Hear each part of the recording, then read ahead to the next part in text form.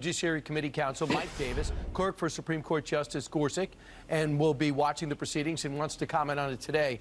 Mike, thanks so much. Great to see you. Your reaction to what's about to happen today and what went down earlier this week. Well, President Biden told his Attorney General Merrick Garland to jump, and Merrick Garland said how high. And he has brought this unprecedented lawfare against President Trump. Garland sent Matthew Colangelo to join New York Manhattan DA Alvin Bragg's office to bring an unprecedented indictment against Trump for the non-crime of settling a nuisance claim.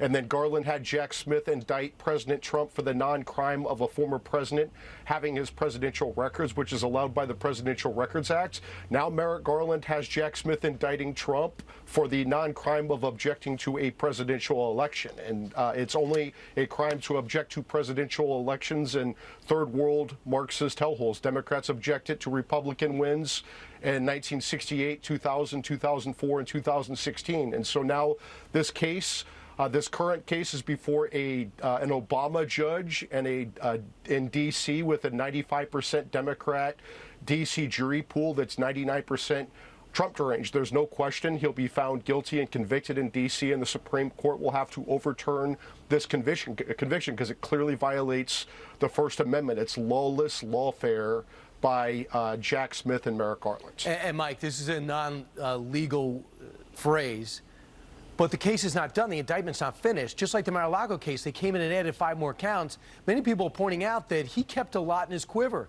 So at another time, he can call another press conference and add additional charges and again steal the news cycle. As you look at what has happened on the other side with the president, his son, and possible linkage, Washington Post also calling the president out today about blatant lies about his knowing and possible links to his son's business dealings. Every time something happens on the president, in comes something on the former president. Do you believe charges will be added to the 45 we already with the 45-page indictment we've already read?